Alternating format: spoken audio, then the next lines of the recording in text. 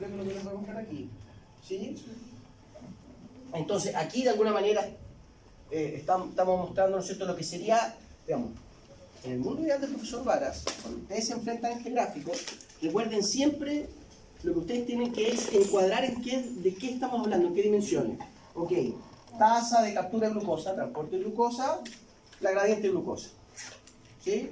Aquí ustedes debieran reconocer entonces una difusión simple inmediatamente, y aquí estamos viendo un transporte a través de una proteína facilitadora, que la característica precisamente, ¿no es cierto?, que tiene esta función asintótica, ¿no es cierto?, tiene un valor máximo porque hay un número fijo de, ¿no es cierto?, no infinito de proteínas expresadas en la membrana. Por lo tanto, a una concentración obscena de glucosa fuera de la célula, van a estar todos los transportadores a su máxima velocidad trabajando, y por más glucosa que pongamos, no vamos a poder superar este valor. ¿Sí? Y podemos definir, ¿no es cierto?, una Vmax, una Jmax, como quieren llamarlo. Y este parámetro, ¿cómo dijimos que lo íbamos a mencionar? Bien. ¿Cómo usted? Javier. Eficacia, la eficacia del sistema, que es lo más relevante desde el punto de vista fisiológico. Recuerden que fisiología es función. La eficacia nos habla de la función, la capacidad de transporte del sistema. ¿No es cierto? 500, qué sé yo, micromoles por decilitro de solución. ¿Ya? Y el flujo máximo medio, también conocido como S50 o KM, ¿de qué nos habla? De la afinidad o la potencia, ¿no es cierto? En el fondo, solo no es, la KM, recuerden que es un indicador de cuánta concentración del sustrato, en este caso la glucosa, precisamos para que se una al transportador.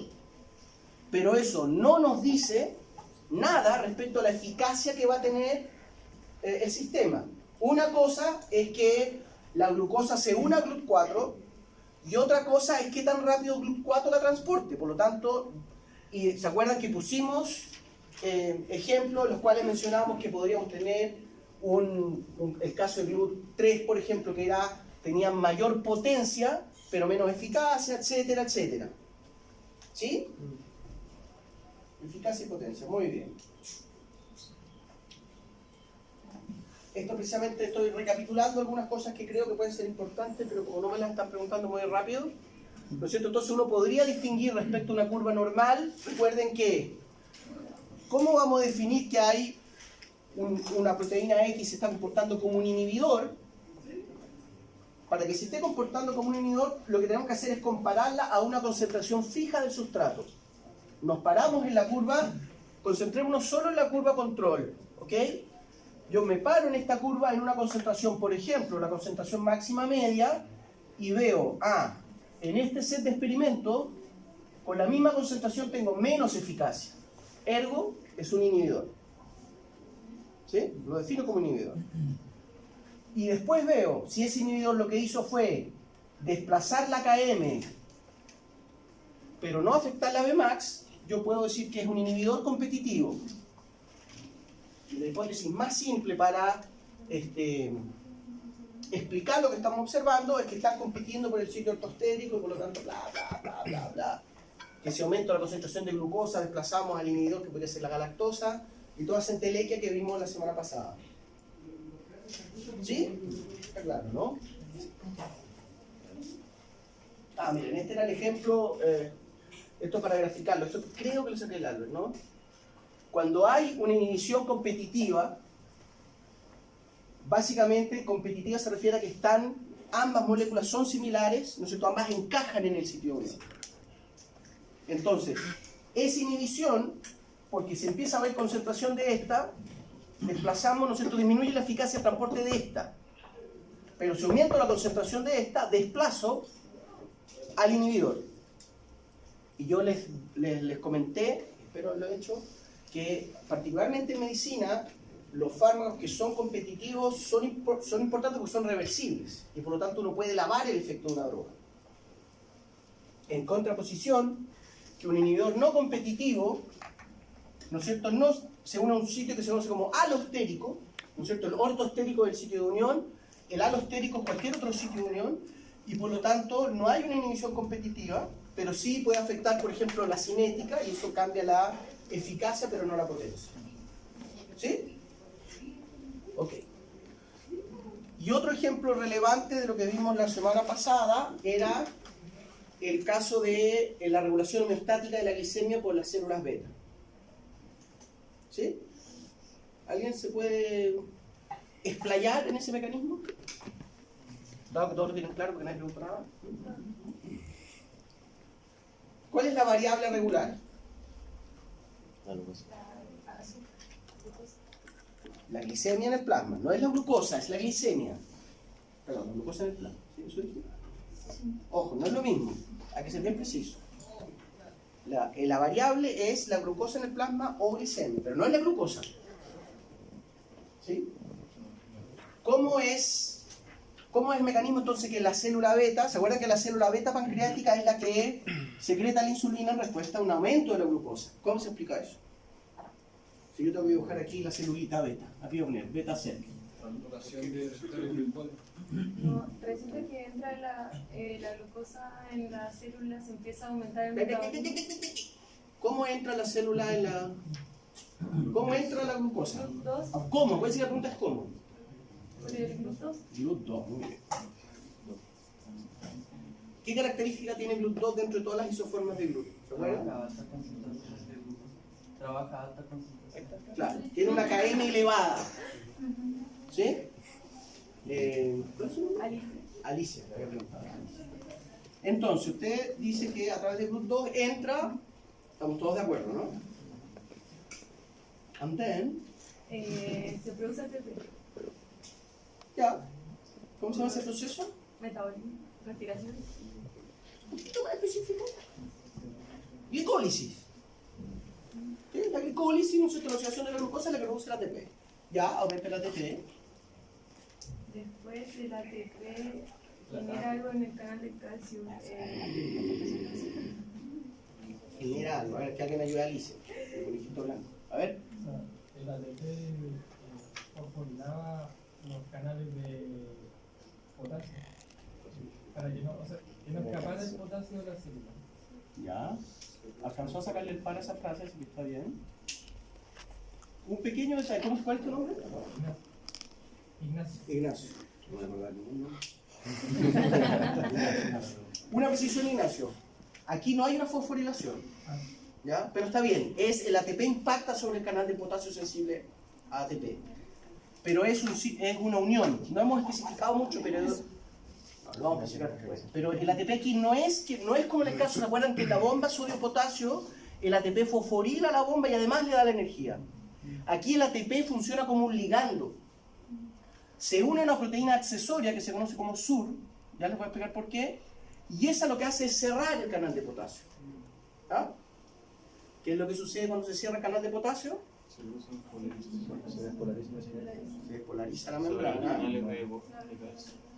Y ahí sí que se abren los de calcio. Y cuando entra el calcio, Moviliza la vesícula. ¿no es cierto? Moviliza las vesículas y se libera contenido de las vesículas, que es la insulina.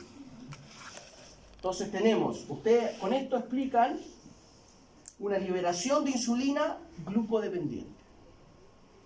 Pero todavía no hemos cerrado el ciclo de regulación. Ahora, ¿qué es lo que pasa? Que entonces la insulina, empieza a elevarse la insulinemia, los niveles de insulina en el plasma, ¿y a dónde llega esa insulina? ¿O dónde va a tener impacto?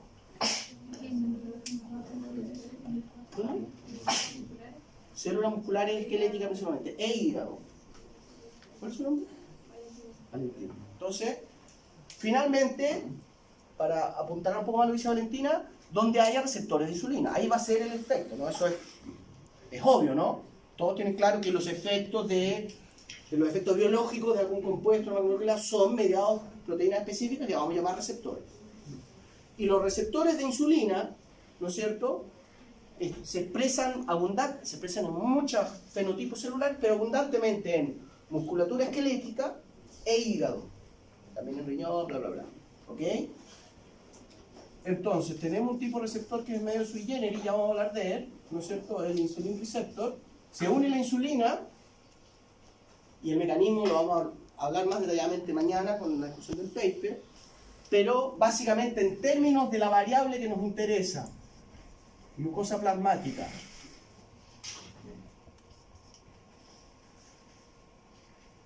¿qué es lo que hace la activación del receptor de insulina? La translocación de la vesica, o sea, que vayan a la membrana. Ya, eso. Aumenta la translocación, aumenta la cinética translocación. Por lo tanto, se aumenta ahora el número de GLUT4 presente en la membrana de los miocitos esqueléticos y de los hepatocitos, y la característica que sabemos de la isoforma de GLUT4 es que tiene una gran capacidad de transporte. Eso hace que empiece a disminuir la glicemia, porque se empieza a acumular dentro de estas células que van a transformarlo en glicógeno, que sí. ¿Sí? Y ahí recién ustedes están explicando, cerrando la explicación del estado estacionario y la glicemia, ¿no? ¿Sí? Muy bien.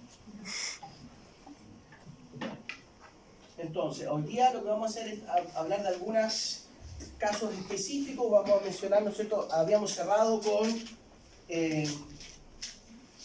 lo que quiero es que ya identifiquen algunos casos específicos que tienen que ver incluso con biomedicina. Y estábamos hablando, ¿se acuerdan? De la bomba sodio-potasio. De nuevo, aquí recuerden que cómo tienen que posicionar la explicación es con los cambios conformacionales, bla, bla, bla, ¿no es cierto? Pero aquí lo que mencionamos es que, ¿no es cierto?, los cambios que genera la unión del sodio permiten entender que lo transporta hacia afuera en contra de su gradiente, y de hecho es la bomba la que genera ese gradiente enorme de sodio, y permite bombear potasio al interior de la célula. ¿No es cierto? Recuerden que, por definición, ¿no es cierto?, hacerlo en contra de los gradientes va a ser una reacción que va a requerir un montón de energía. Y ahí está el ATP que consume la bomba sodio-potasio, que yo les decía que alcanza a ser... Es tan frenética la actividad de las bombas y son tantas bombas en todas las células que tenemos que se llevan un 30% del todo el ATP que producimos. ¿Se acuerdan que yo les daba esos datos que decía que tenemos 100 gramos de ATP pero consumimos 40 kilos de ATP por hora cuando estamos haciendo ejercicio? ¿Ya? Realmente esta actividad muy frenética gastamos mucha energía en el bombeo de la bomba sodio-potasio. Este solamente es una caricatura para que visualicen la importancia de la bomba sodio-potasio en la mantención de los gradientes. Ya lo que vamos a ver a continuación es que, y lo vamos a ver después en base 4, vamos a sumirlo en neurociencia, etc. El mantener esta diferencia de concentración de sodio, siempre, a ver, lo voy a decir de otra manera, tienen que asociar gradientes de concentración con energía. Eso es lo que es. ¿Ya? Recuerden lo que mencionamos acá. Una diferencia de concentración es sinónimo de energía. Por lo tanto, si tenemos un desbalance, tenemos energía acumulada. Esa es la gracia. Lo que está haciendo la bomba, ¿no es cierto? Uno podría decir, bueno, estamos, como yo lo dije recién, consumiendo, gastando un montón de ATP, de hecho el 30% total del ATP del sistema, en generar estos gradientes. Pero en rigor, no estamos gastando esa energía, la estamos transformando. Estamos generando gradientes, que recuerden después, disipar este gradiente de sodio nos va a permitir bombear calcio, entrar glucosa, entrar aminoácidos, etcétera, etcétera. ¿Ya? Entonces, ¿por qué quería arrancar con esto? Para enfatizarles la idea que la importancia de recordar que hay mucho sodio afuera, poco adentro, mucho potasio adentro, poco afuera. Estas diferencias de concentración tienen que asociarlas inmediatamente con energía acumulada. Cuanto mayor sea la diferencia, más energía hay. ¿Sí? Y la única manera de tener esa diferencia, tener esa energía, es transformar energía. Energía que teníamos almacenada en ATP, ahora la almacenamos como gradientes de electroquímicos de sodio, de calcio, de potasio, de protones. ¿Sí? Excelente. Miren estos ejemplos. Lo que estamos haciendo aquí, no se ve nada por supuesto, estamos haciendo una lectura, imaginemos nuestra célula, y nosotros podemos ser capaces de poner una micropipeta y leer la diferencia de voltaje Vamos a hablar más en detalle cómo ocurre esto, ¿cierto?, entre el interior y el exterior, lo que conocemos como la diferencia potencial de membrana. ¿Sí? Y una célula arquetípica tiene, ¿no es cierto?, un potencial de membrana que va entre los, qué sé yo, menos 40, menos 90 milivolts de diferencia, ¿no es cierto? Es electronegativo acá adentro. Miren lo que estamos haciendo aquí. Agregamos cianuro a la célula. Esta célula que estamos registrándola, agregamos en la solución, en el suero fisiológico, agregamos cianuro 2 milimolar. ¿Entienden el experimento, no es cierto? ¿Se acuerdan lo que hacía el cianuro? ¿No es cierto? El complejo 4 de la cadena. Por lo tanto, lo que se conoce como una hipoxia citotóxica, se genera una caída porque ahora ya no podemos ocupar el oxígeno como último sector de electrones, no podemos producir ATP. Y la célula es en el fondo, acuérdense que el cianuro envenena la célula, frena la mitocondria. ¿Y qué es lo que estamos viendo? Que inmediatamente se despolariza la membrana. Una despolarización es que se acerque al cero. ¿Qué es lo que nos podemos concluir de esta observación? Que mantener un potencial de membrana depende de la mitocondria. Eso es la mitocondria. ¿Ya? Muchas veces los libros dicen no, que el potencial de membrana depende de la fuerza electroquímica del potasio y la permeabilidad selectiva. Pero va a depender de la mitocondria. Aquí lo estamos viendo. Envenenamos la mitocondria, frenamos todo lo que es, ¿no es cierto?, el metabolismo mitocondrial, y la célula es incapaz de mantener su potencial de membrana. ¿Qué es lo que es este potencial de membrana? Energía acumulada. Por lo tanto, esto nos dice que de alguna manera la energía que genera la mitocondria la estamos utilizando para mantener la energía del potencial de membrana. ¿Sí? Es lo único que podemos decir hasta acá. Y lo que hacemos acá, agregamos un compuesto en otro experimento, ¿no es cierto? Un compuesto que se llama guabaína, ¿ya? Que es un compuesto que es un bloqueador selectivo de la bomba sodio-potasio TPase. Es un alcaloide que permea en la célula, no afecta a los canales de sodio, no afecta a los canales de potasio, no afecta a ninguna proteína excepto la bomba sodio-potasio TPase. Una súper buena herramienta farmacológica. Y cuando bloqueamos selectivamente la bomba sodio-potasio TPase, lo que observamos es básicamente lo mismo, ¿no?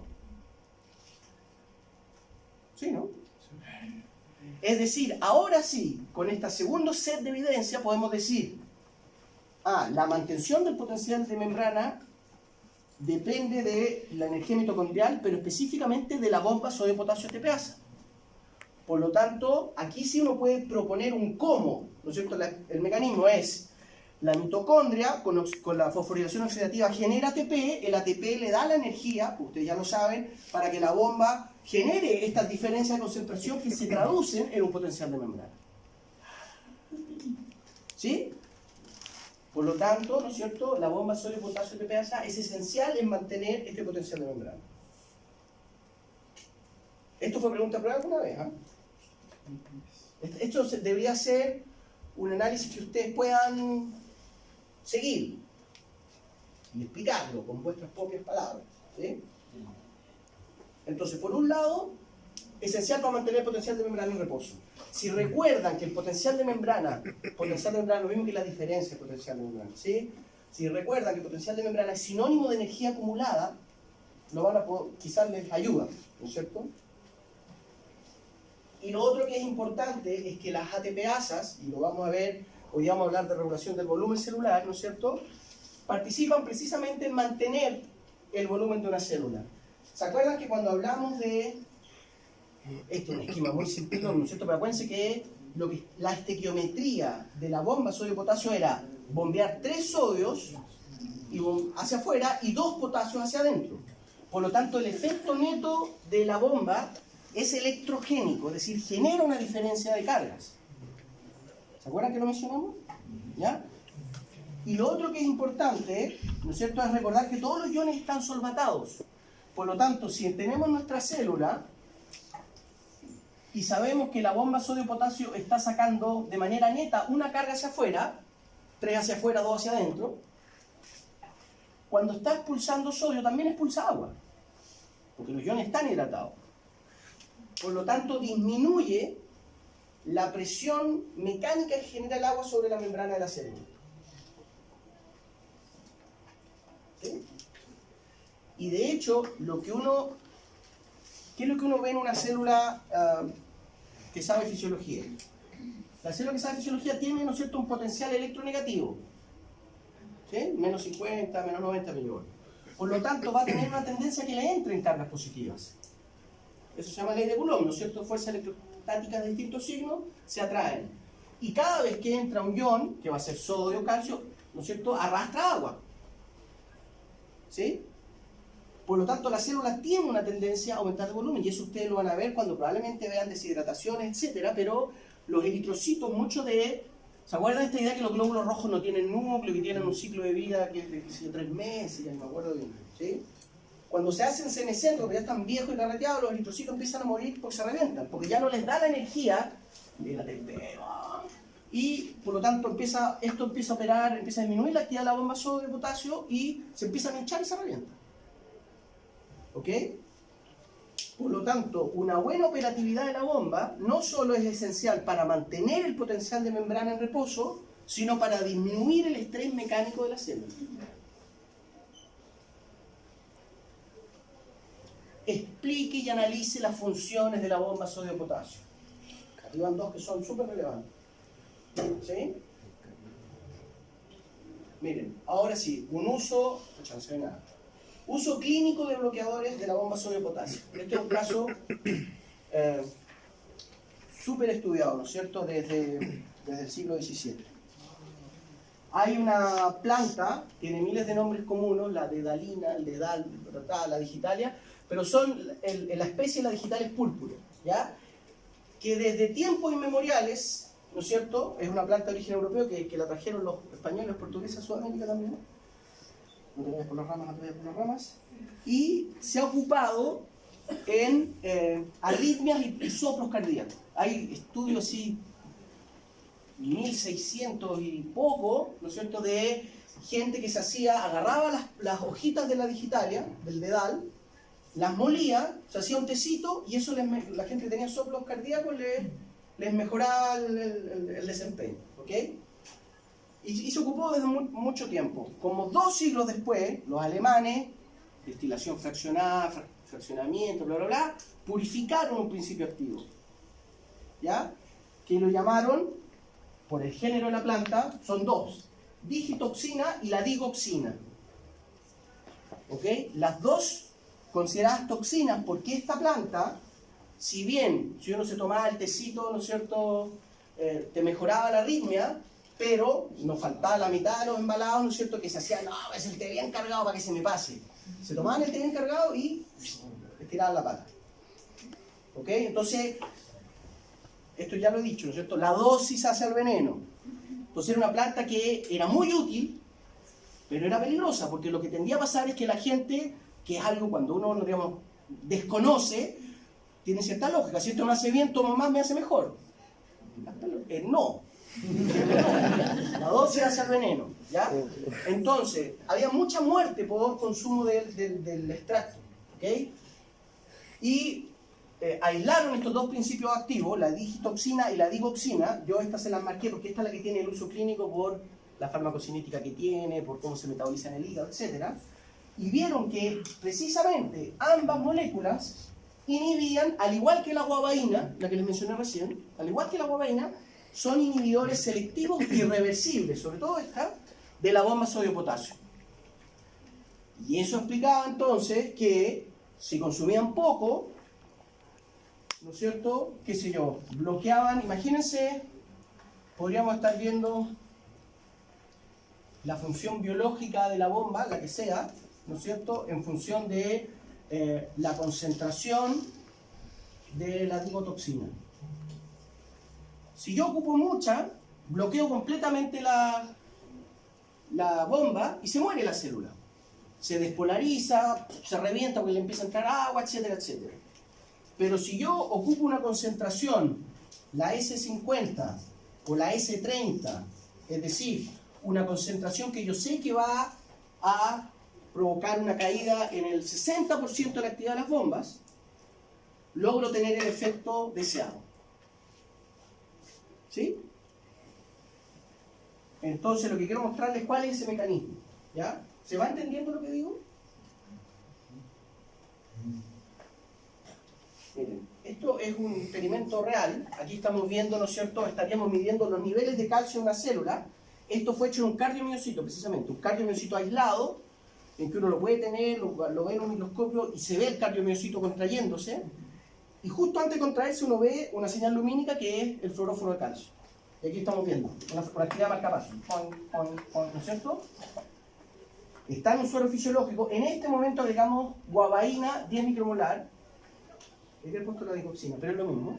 Y lo que uno ve que la concentración, la contractibilidad del cardiomiocito aumenta y aumenta la amplitud de la señal de calcio. Se fijan, pasó de 100 nanomolar, que es el nivel basal, y estaba teniendo unas espigas contráctiles de, qué sé yo, hasta 400, por decir algo, nanomolar, y en presencia de guabaína llegó básicamente a ser el doble.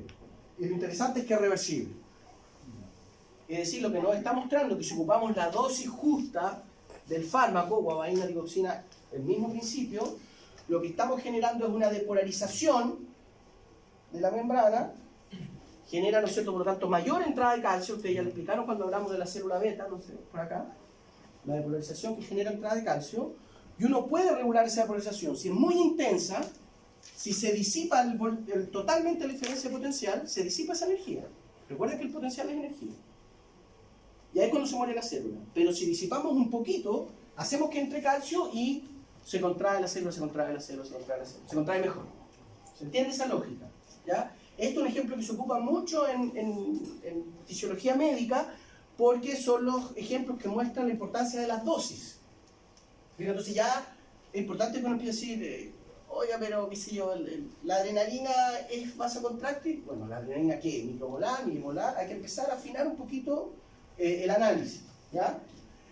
¿Y cómo ocurre el mecanismo de acción? Recuerden que la pregunta que les debe interesar a ustedes es ¿cómo? ¿No es cierto? ¿Cómo estamos logrando que se depolarice la célula a un nivel que mejora la actividad? ¿Ya? Y aquí lo que hay que recordar, ¿no es cierto?, es, y esto es un ejemplo que es lo que estamos viendo en este capítulo del curso, ¿no es cierto?, transporte activo primario, consumo de ATP, transporte activo secundario. Cortesía de esta gradiente de sodio que está generando la bomba, ahora hay otra proteína transportadora que toma el sodio, aprovecha esa energía libre y saca el calcio. ¿Sí? Y por lo tanto, este intercambio, que está en la nomenclatura, la X por intercambio, intercambiador sodio-calcio, es una de las proteínas más relevantes en mantener nuestro calcio en un rango submicromolar. ¿Se acuerdan que no habíamos mencionado eso, no? Cuando bloqueamos, ¿no es cierto?, con digitoxina, digoxina, bloqueamos la bomba, ¿no es cierto?, se acumula el sodio en el interior, porque ya no lo estamos bombeando.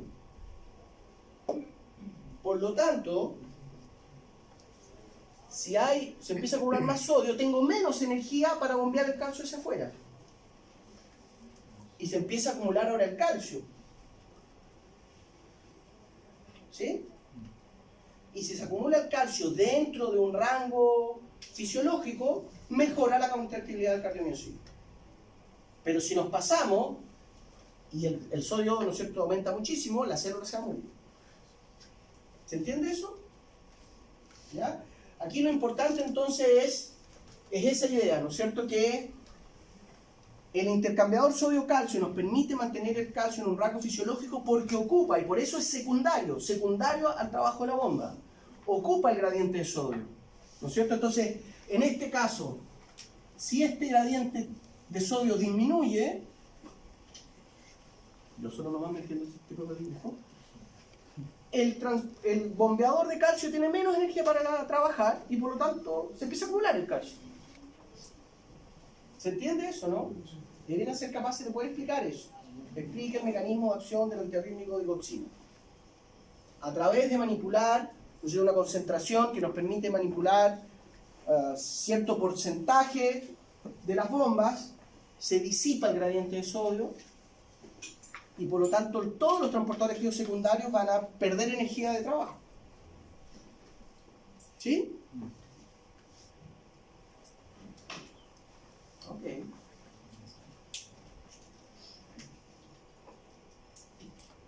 Este era el ejercicio de prueba. Miren. Es casi lo mismo que lo mostré anteriormente. Estamos haciendo un registro con una pipeta de la diferencia potencial de una célula, está a menos 75 milivolts, agregamos cianuro sólido. ¿Sí? Y lo que vemos es que hay una despolarización. En minutos está ocurriendo esto. ¿Sí? Entonces la célula básicamente no está siendo capaz de mantener su potencial de membrana polarizado a un valor negativo, es decir, está perdiendo energía. Y claro, si le estamos envenenando la mitocondria, se está quedando sin ATP. Pero eso hasta aquí no lo sabemos. Entonces, la célula se empieza a despolarizar, ¿sí? Porque bloqueamos la fosforilación oxidativa.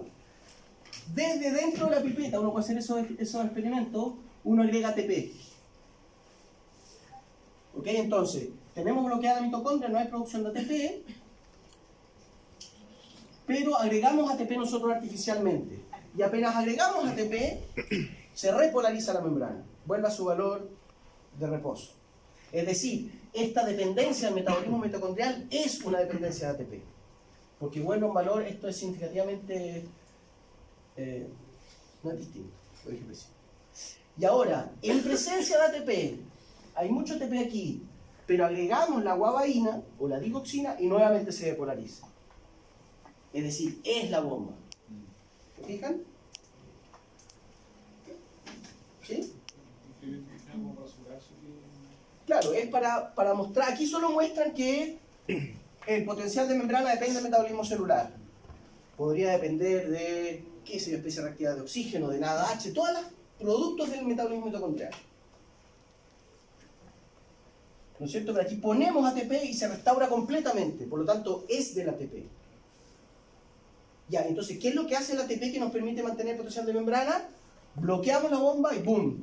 Básicamente esto se, digamos, imita lo que está ocurriendo con el cianuro, por lo tanto podemos decir que todo este efecto era efectivamente la bomba. La bomba que a través de la mantención de gradiente sodio y potasio nos permite mantener una diferencia potencial de membrana. ¿Sí? Muy bien.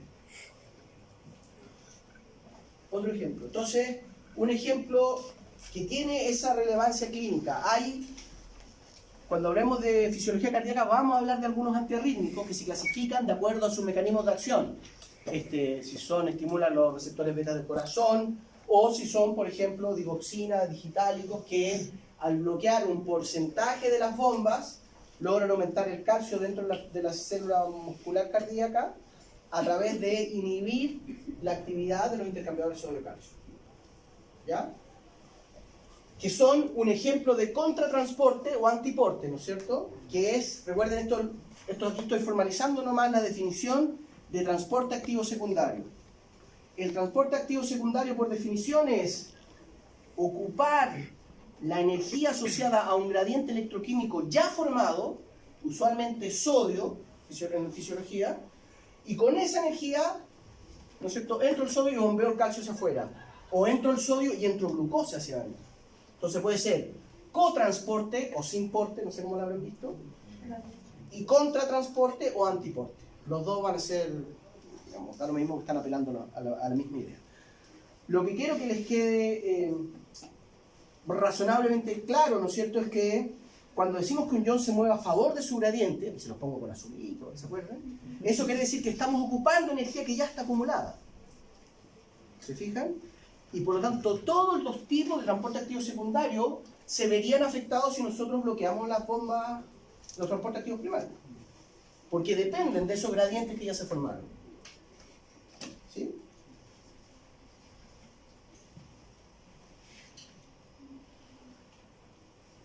Uno de los ejemplos más ubicuos, ¿no es cierto?, y también relevantes desde el punto de vista biomédico, es el cotransporte sodio-glucosa.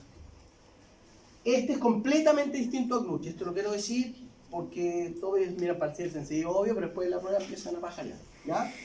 GLUT4 es difusión facilitada, es lo que se conoce como un uniporte, ¿no es cierto? Solo la exosa explica el ciclo, y básicamente su gradiente es la gradiente de concentración de glucosa. Esa es la fuerza impulsora de GLUT4. ¿Cuál es la gradiente impulsora en los que se conocen como SGL, el cotransportador sodio glucosa? ¿Cuál es la energía? ¿Dónde sale la energía de su trabajo? De la gradiente electroquímica del sodio. Muy bien. ¿Ignacio? No. En diciembre voy a acordar de los nombres. Bueno. ¿Ok? Esto no debería ser, por todo lo que acabo de decir, deberían tenerlo más o menos clarito. Si no les queda claro, tienen que preguntar, pregúntenle a la ayudante, me mandan un correo, lo que sea.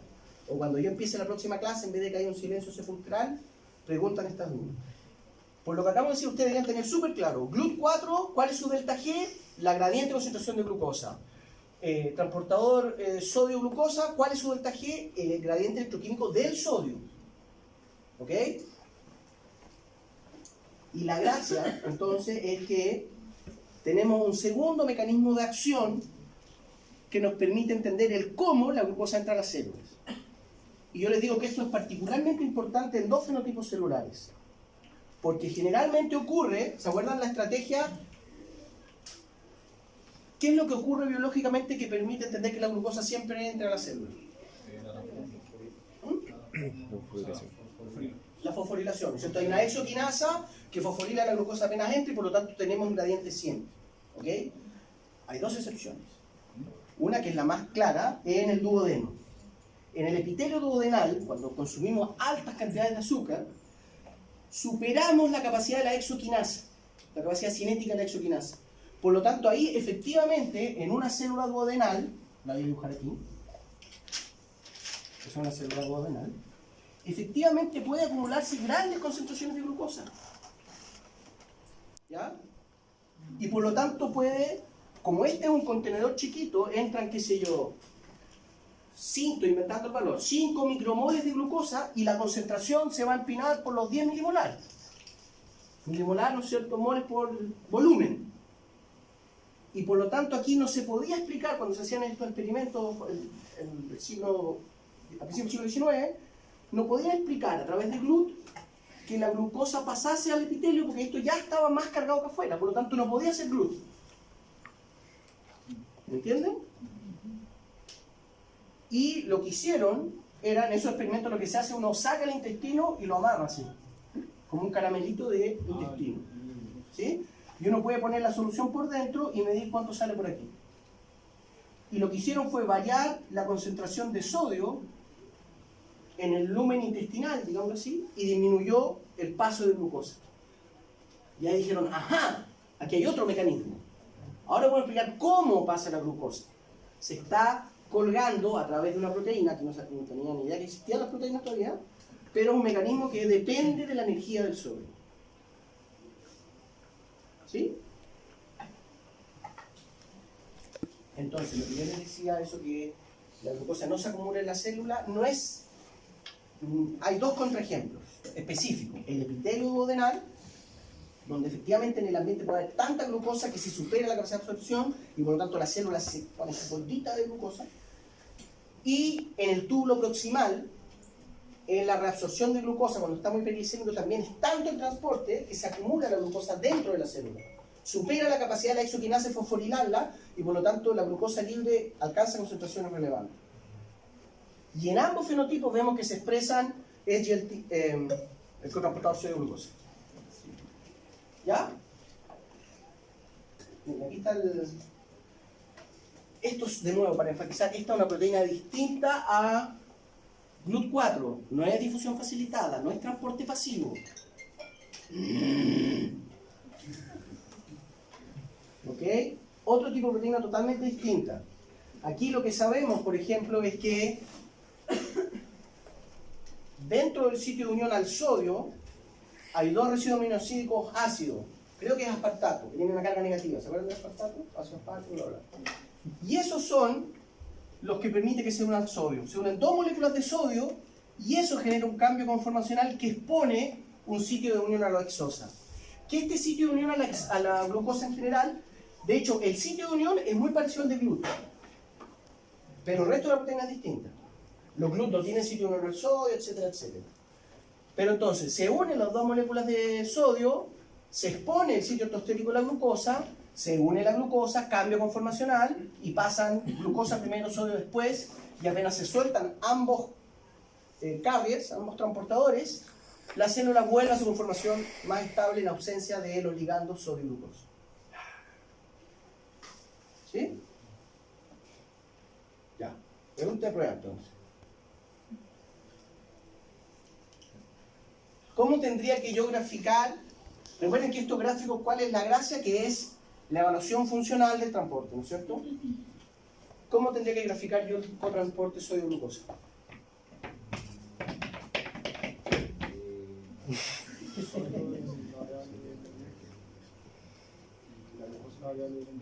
¿Sí?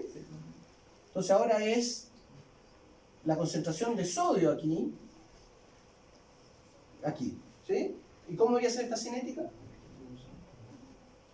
No sé, ustedes me dirán.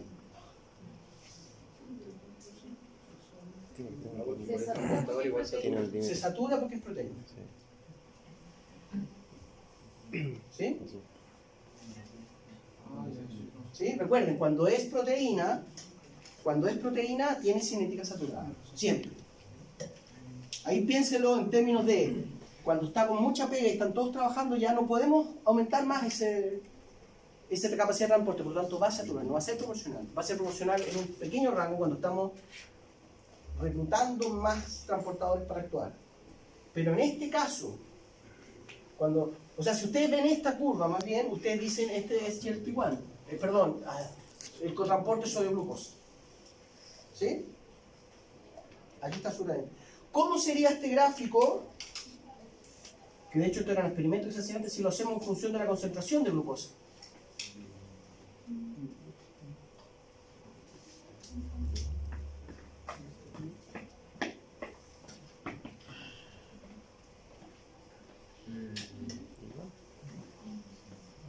Muchachos, muchachas, muchaches.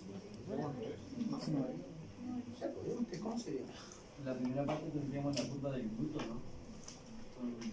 No, imaginémonos que solo tenemos un modelo, una célula que solo expresa el cotransportador sodio-glucosa. ¿Cómo se vería el gráfico? Si yo les digo, muchachos, muchachas, muchaches, hagan un gráfico de flujo en función de la gradiente de glucosa. ¿Cómo debiera verse si solo tenemos sodio-glucosa transporte en la membrana?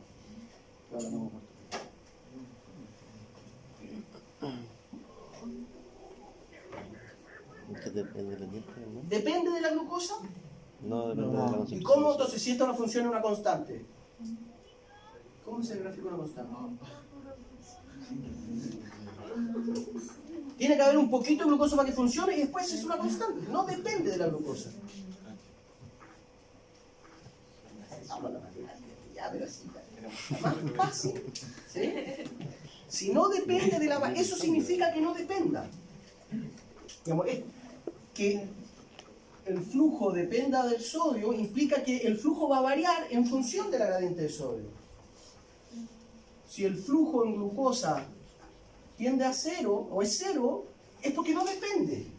Si usted hace glucosa flujo en función de la glucosa y no varía, ¿por qué no depende?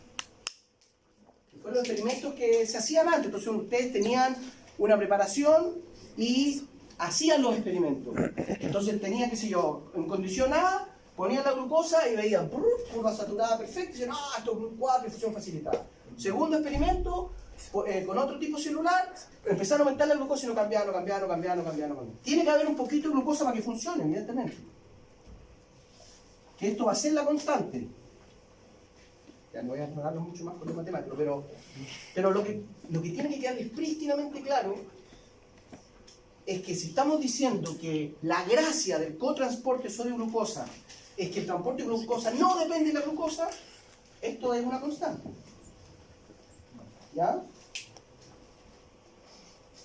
Miren, estos son el periodo de Iope en el 2014, ¿eh? De nuevo, todas esas cosas que dicen, esto ya está todo súper sabido. Aquí lo que estamos viendo, transporte de glucosa tritiada, como en el paper, es decir, ¿no es cierto?, ponemos glucosa radiactiva fuera de la célula, en el suero, y después de un rato sacamos la célula y vemos el centelleo radiactivo que tiene. Por lo tanto, pues, es una medida relativamente bien estequiométrica de la cantidad de glucosa que fue transportada. Y lo que vemos efectivamente es que depende de la concentración de sodio. ¿Sí? Y eso precisamente es lo relevante, porque queremos que si, aunque en el epitelio duodenal, si la glucosa está por las nubes, que esto siga transportando, que no esté afectado eso. Ahora, si tenemos un paciente con una hiponatremia, con una baja en el sodio plasmático, ahí sí que se va a ver afectada la absorción de sodio duodenal o la reabsorción renal. Porque esa es la energía que ocupa este mecanismo. ¿Sí? Esto es un ejemplo con relevancia biológica, pero de que ustedes logren tener esa sutileza de reconocer finalmente la fuerza impulsora. Entonces aquí no. Y por lo tanto, si aquí bloqueáramos las bombas sodio-potasio y ponemos guabaína, digoxina, veríamos una caída en la actividad de estos cotransportadores. ¿Sí? ¿No es cierto? Ay, ay, ay. Aquí está precisamente el ejemplo que yo les digo, ¿no es cierto? Este es un esquema de estos del árbol. Lumen duodenal, ¿no es cierto? Imagínense, toma la leche condensada. Gran aumento de la glucosa en el lumen, empieza a entrar la glucosa, ¿no es cierto? Aquí está el cotransportador sodio-glucosa, ¿ya? Pero aquí lo que ocurre, porque el cotransportador sodio-glucosa, ambos, la difusión facilitada por GLUT y el transporte activo por el cotransportador, ambos son muy eficaces, es decir, transportan mucho. Y aquí, habiendo mucha glucosa afuera, y siendo muy eficaz el sistema, porque acuérdense que aquí, esto es un esquema, pero aquí hay casi 1 millón de proteínas por micrómetro cuadrado de microvellosidad. ¿Ok? Acuérdense que la estrategia aquí es aumento mucho la superficie de absorción y expreso proteína pero a mango. Entonces hay un gran transporte y superamos la capacidad catalítica de la exoquinasa. Llegamos al máximo, el epitelio duodenal está trabajando su máximo metabolismo todo el rato. Y de hecho eso le genera cierto grado de estrés oxidativo, que eso lo vamos a retomar después. Pero lo importante entonces es que efectivamente va a haber una alta concentración de glucosa en la célula duodenal, en el epitelio. Y lo interesante, para quienes les interesa, es que en la membrana vasolateral se expresa el GLUT4. Esto que dice transportador de glucosa pasivo es GLUT4. El GLUT en general. Y como aquí está altamente concentrado, lo hace a favor de la gradiente de concentración. Entonces, ¿cómo se explica el tránsito transepitelial? Pregunta prueba. ¿Cómo se explica el tránsito transepitelial de glucosa desde el lumen duodenal hasta finalmente el plasma, el intersticio del plasma? Se explica porque la concentración de glucosa, el cotransportador que depende de la gradiente de sodio, básicamente depende de la anatremia, que eso estamos asumiendo una persona sana, ¿no es cierto? Va a haber siempre energía para transportar, por lo tanto la glucosa se acumula, y ahora por diferencia de concentración desde adentro hacia afuera, el GLUT está, ¿no es cierto?, en la membrana vasolateral y además está mirando hacia el citosol. En el caso de la célula beta, el sitio donde la glucosa está hacia el plasma, hacia afuera. Aquí está hacia adentro. Está inserto al revés de lo canónico. ¿Me siguen, sí? Y favorece entonces el paso transepitelial. ¿Sí? Entonces ese es un ejemplo lindo porque es en la misma célula. Entonces todo esto que tiene que ver con la polarización de membrana, bla, bla, bla, vemos ambas estrategias en cómo podemos entender que la glucosa pase hacia el plasma a pesar que se genera una gran concentración dentro de la célula duodenal. ¿Sí?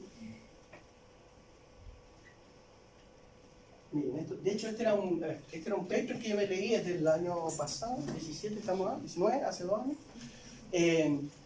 que quería que lo leyéramos, porque un paper bien bonito. Estos son imágenes, aquí no se anotan mucho, pero lo que yo les digo, de poner un fluoróforo, un marcador de la proteína. ¿Ok? Y aquí se supone que se alcanza a notar que está en el retículo endoplásmico, aquí están las vesículas para secretar, aquí ya está en la membrana filo. lo que quiero es que se recuerden, ¿no es cierto?, todo lo que tiene que ver con el concepto de tráfico de proteínas. ¿Ya? Esto se supone que lo han visto, pero díganme si no lo han visto. Entonces, por programa lo han visto. Sí, ¿no es cierto? Entonces, aquí, ¿qué es lo que tienen que recordarse? Que, primero, recuerden que todas las proteínas, sean de membrana o no, pero particularmente la membrana, tienen lo que se conoce como un péptido señal.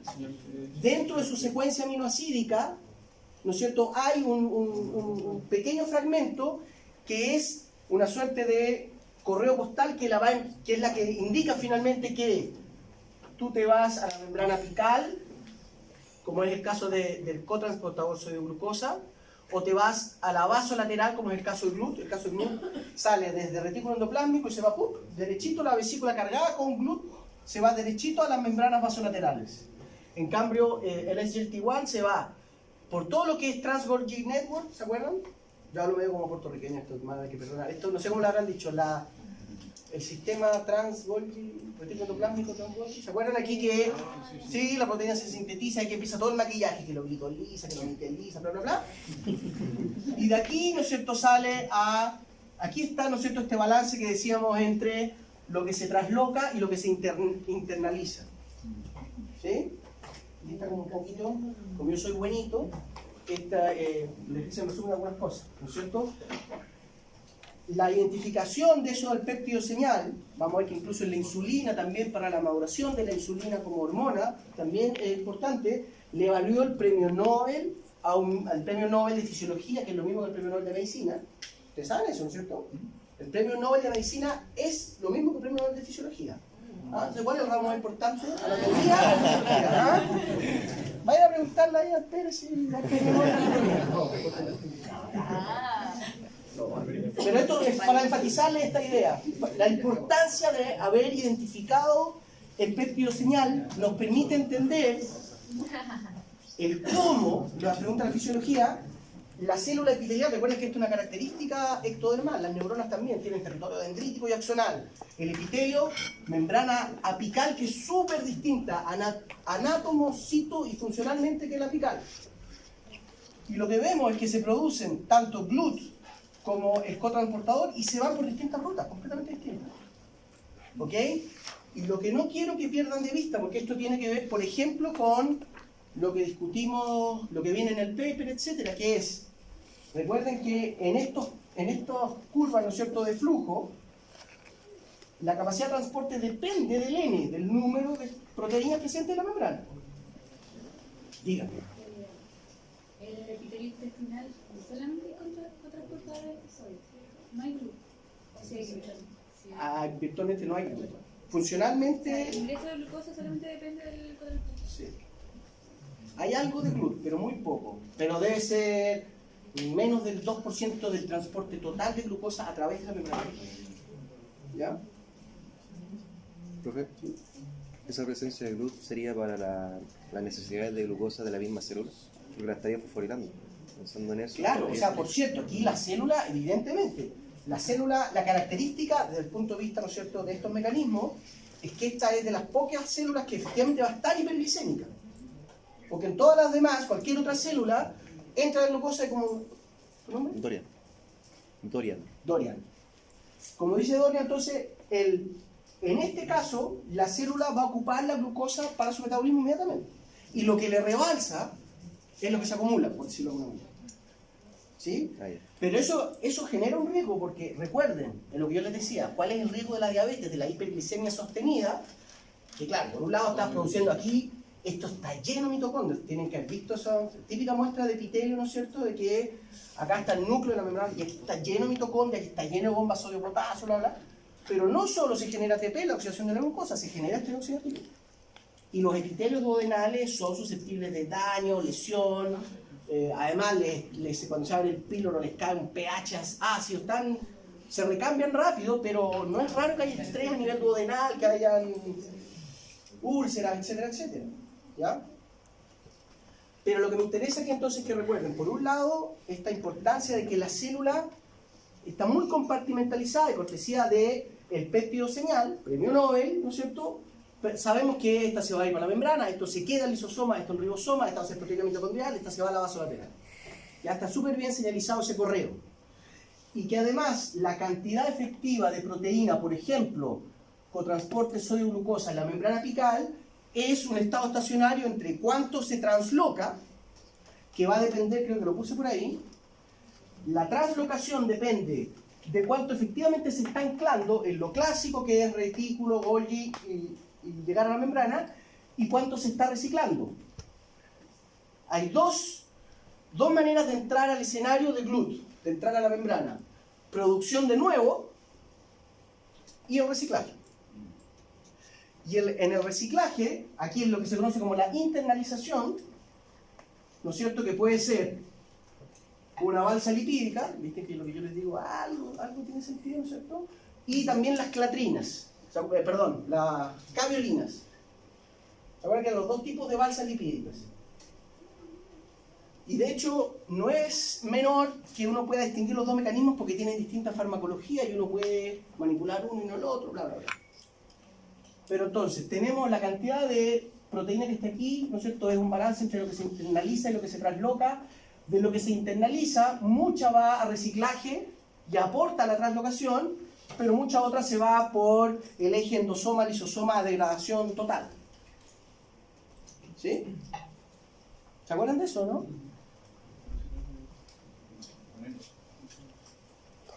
Entonces quiero que lo tengan presente porque esto nos permite explicar. Este ciclo rápido puede llegar ¿no es cierto?, a cambiar en el curso de minutos.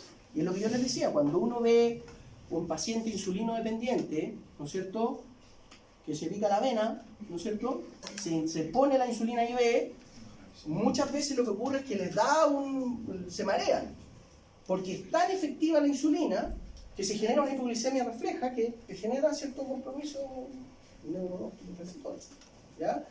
Y eso se explica por que acelera esto. Entonces aquí, en este esquemita, ¿no es cierto?, que si el receptor de insulina estaría acá, el sustrato respondedor de insulina, como lo hayan traducido, la peitroesquinasa, PKC, ¿dónde el PKC? Se leíste, ¿no es cierto? Bien, también. Acelera la translocación. ¿Ya? Entonces eso es importante porque permite regular la glicemia muy rápido. Eso es lo que yo les digo. Si usted me pone que la insulina aumenta la expresión de GLUT, yo lo voy a poner malo, porque la expresión, ese concepto biológico, se está refiriéndose a producto génico. Aquí no estamos hablando de producto génico, estamos hablando de proteína reciclaje. Va a ser lo mismo con la ADH, la antidiurética, y translocación de apoborila en el contorneado distal. No es expresión, y nos permite entender que la reabsorción de agua también ocurre muy rápido. ¿Ya? Es una estrategia muy efectiva. Entonces no es raro que los mecanismos de regulación, la homeostasis de nuestro cuerpo, de lo que se dedica a la fisiología, apunte a fenómeno de translocación, porque es una respuesta rápida que nos permite responder a la perturbación. ¿Sí?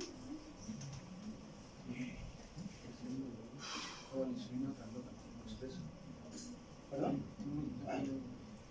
Nada, hoy aquí iba a divagar un poco que están por todos lados. Les quería poner el ejemplo del intercambiador sodio-calcio. Dos ejemplos, capaz que podría haberlo puesto cuando hablamos de los digitales, pero lo mismo. Dos ejemplos relevantes de transporte activo secundario. Entonces, de lo que hemos hablado ahora, difusión facilitada, el ejemplo que ustedes conocen es GLUT. De transporte activo secundario, primario, la bomba sodio-potasio. Lejos lo más relevante que hay. ¿Okay? Y de transporte activo secundario, cotransporte sodio-glucosa, contratransporte sodio-calcio. ¿Sí? Entonces aquí este esquema de nuevo es para enfatizarles la idea de la importancia de mantener el calcio bajito. ¿Se acuerdan? ¿Alguien se acuerda de cuál es la gradiente de calcio? ¿Cuánto es el calcio intracelular?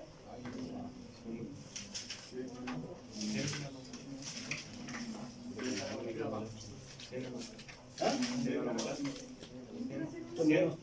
100 nanomolar, exacto. 100 nanomolar. ¿Y cuánto es afuera en el plasma? 1, 2, ¿qué? Milimolar.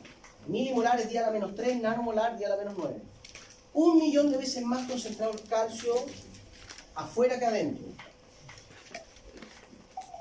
O sea, eso inmediatamente a ustedes de nuevo debería decirles que se precisa mucha energía para poder mantener ese gradiente.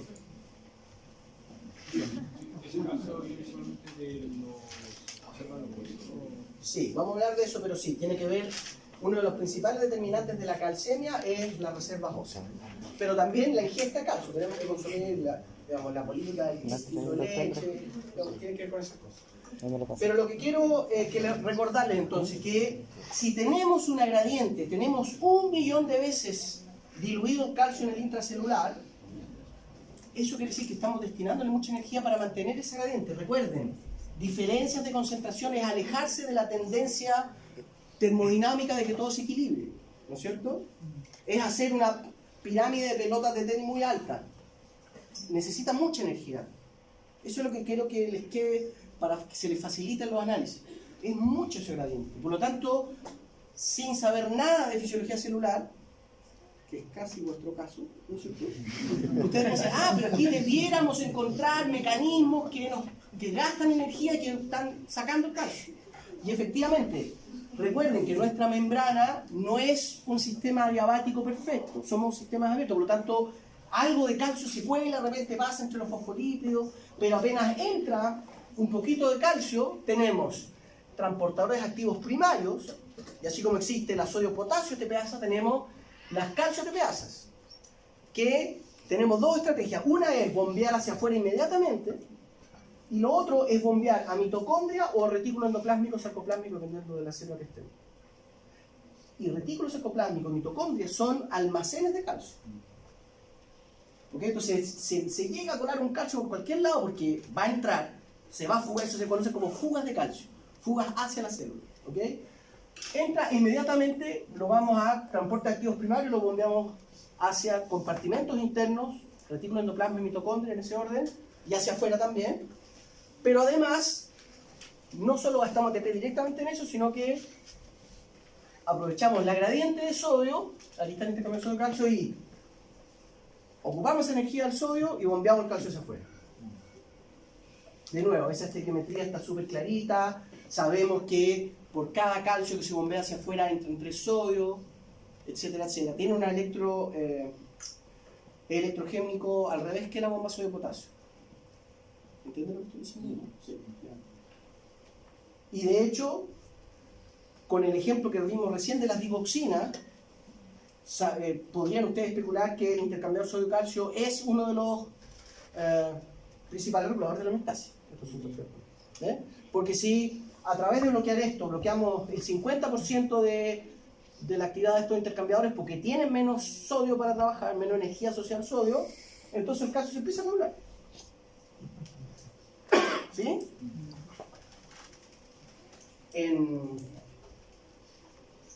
¿Qué cosas para recordarles? El calcio, entonces, es un segundo mensajero muy importante.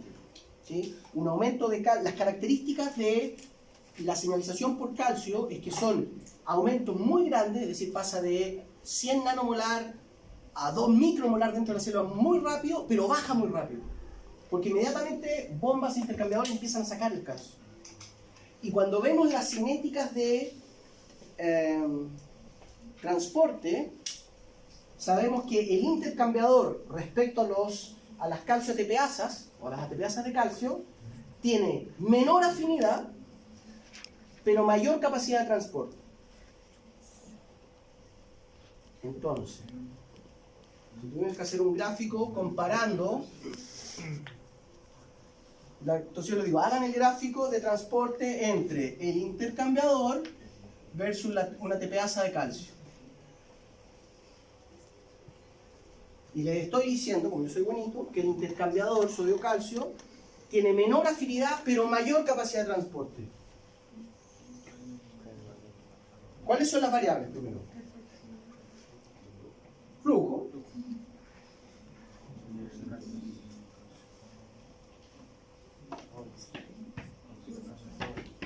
Calcio.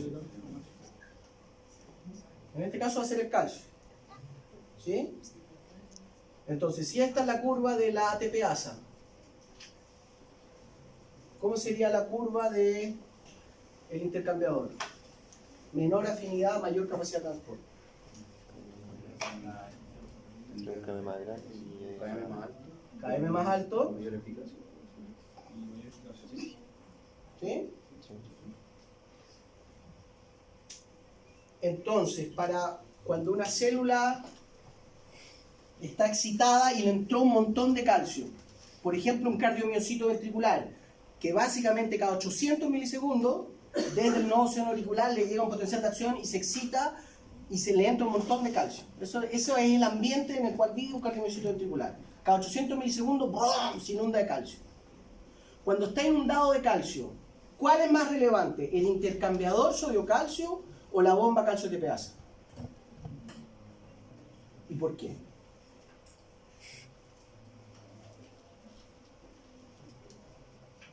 Estos son los análisis tipo de pruebas, ¿no?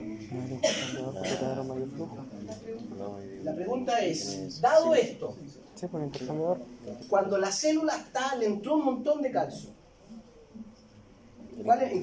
incluso también en la célula beta, en el mecanismo, recuerden que cuando aumenta la ATP, se cierra el canal de potasio en célula ATP, se depolariza la célula, entra calcio que libera la insulina, pero en ese escenario que la célula beta está así, llena de calcio, ¿cuál va a ser más relevante para que el calcio vuelva a los niveles basales? El intercambiador. ¿Por qué? Porque va a haber mayor cantidad de... Claro, porque tiene más eficacia. ¿Sí? Entonces uno dice, es que tiene menos afinidad, menos potencia. Pero si no le importa, si estamos llenos de calcio. ¿Se fijan? El principal responsable es sacar el calcio. Cuando una célula está excitada, todas las células tienen intercambiador sodio-calcio y calcio-ATPasas. En condiciones de célula excitada, en neurona, músculo liso, célula secretoria como las beta, etc., el intercambiador sodio-calcio es el principal transportador que permite bajar los niveles de calcio. Cuando la célula está en reposo, en la pausa en el cardiomiocito, los 200 milisegundos que tiene de respiro, entre que le llega el segundo potencial de acción desde el nodo, ¿me siguen eso que estoy diciendo, no es cierto? ¿No es cierto? Que el calcio rápidamente le baja, el principal actor en mantener ese calcio bajo es la bomba, la calcio-TPasa. Porque claro, no tiene tanta eficacia, pero no hay tanto calcio y tiene una gran potencia, una gran afinidad. Esa es la lógica que hay que entender en términos de, ¿no es cierto?, de eficacia y potencia. ¿Ya? Entonces, en condiciones de reposo, de mantener este calcio bajito, nos ayuda mucho la TPasa. Porque tiene una alta afinidad, por lo tanto, se une al calcio bajito, y claro, no tiene mucha eficacia, pero el calcio está abajo, rango 100 nano, es manejable ¿te fijas? Entonces, efectivamente lo mantiene aquí. Y el intercambiador contribuye muy poco en este rango, en el rango fisiológico. Pero apenas aumenta el calcio, el intercambiador funciona mucho más. Vamos a ver cuando hablemos de fisiología cardíaca, pero probablemente conocen el potencial de acción de los cardiomiocitos.